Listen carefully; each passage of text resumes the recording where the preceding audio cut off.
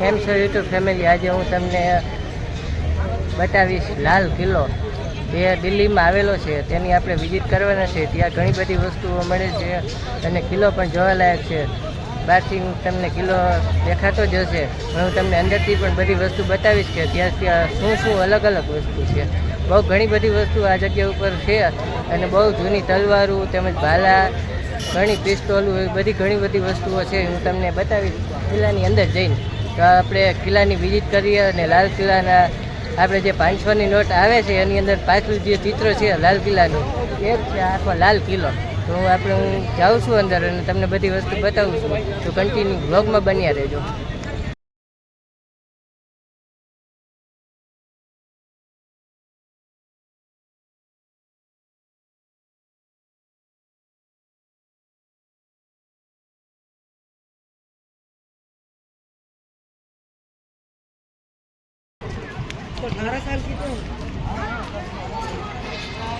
આ છે દિલ્હીનો main gate લાલ કિલ્લાનો. આપણે લાલ કિલ્લામાં પ્રવેશ કરી રહ્યા છીએ અને હું તમને આગળ બતાવું કે લાલ કિલ્લો કેવો છે.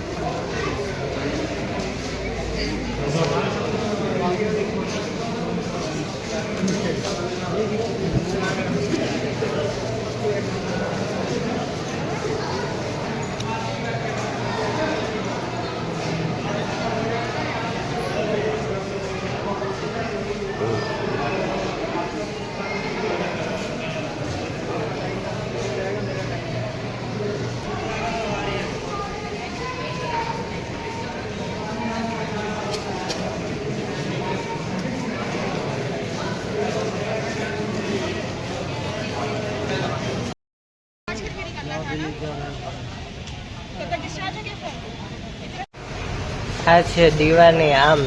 આ જગ્યા ઉપરથી શાહજહાં જ્યારે કોઈ ફરિયાદ કરતા તેઓની ફરિયાદો લેવા માટે આ જગ્યા ઉપર બેસતા અને તેનો યોગ્ય નિર્ણય કરતા એ જગ્યા છે. તો ચાલો આપણે એ જગ્યા જોઈએ.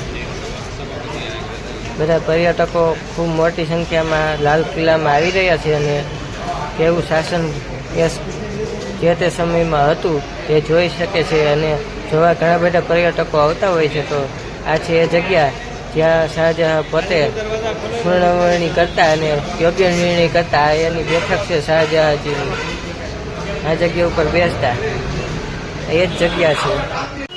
આગળનો ઇતિહાસ ખૂબ જ લાંબો છે, એટલા માટે તમે વિડીયો થ્રુ આખો ઇતિહાસ જોઈ લેજો અને શક્ય બને તો પૂરેપૂરો ઇતિહાસ વાંચજો. બહુ મહેનત અને ઘણો બધો ટાઈમ કાઢીને આપણે આ બ્લોગ બનાવીએ છીએ. તો તમે ખાસ કરીને બધો ઇતિહાસ વાંચજો અને આગળ બ્લોગને વધારજો એવી આશા રાખું છું. કન્ટિન્યુ બ્લોગમાં બન્યા રહેજો.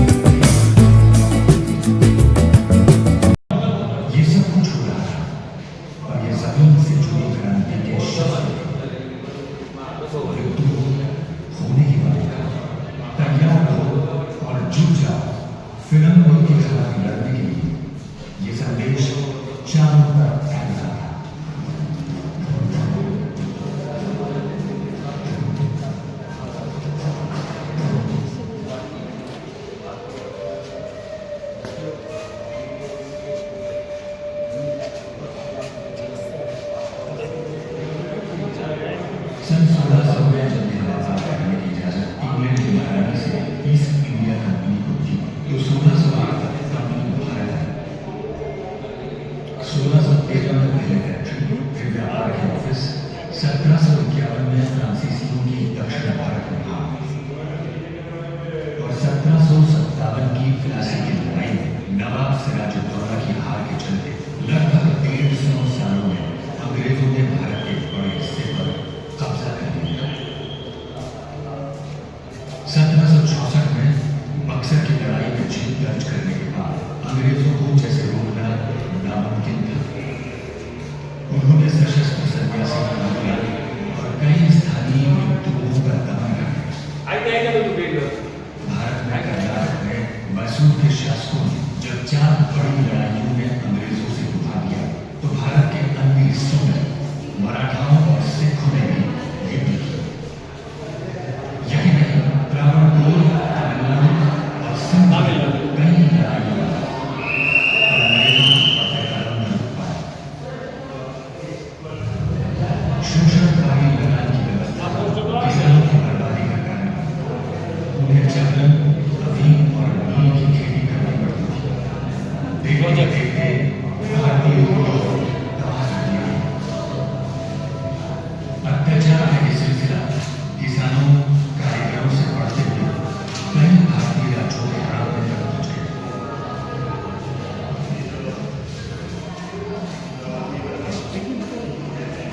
प्रजा के अंतर में दबाव આગળ તમને શસ્ત્ર પ્રદર્શન અને શાહી પોશાક જોવા મળશે અને તોપના ગોળાઓ 3 અલગ અલગ વજનવાળા છે તે પણ તમને જોવા મળશે. ભવ્ય ઇતિહાસ રહ્યો દિલ્હીનો અને પહેલી વાર દિલ્હી આવ્યો અને ખૂબ જ બહુ જ મજા આવી. અને તમે પણ ક્યારેક દિલ્હી આવો તો લાલ કિલ્લાની અવશ્ય એકવાર વિઝિટ કરજો. આ તોપના ગોળા છે.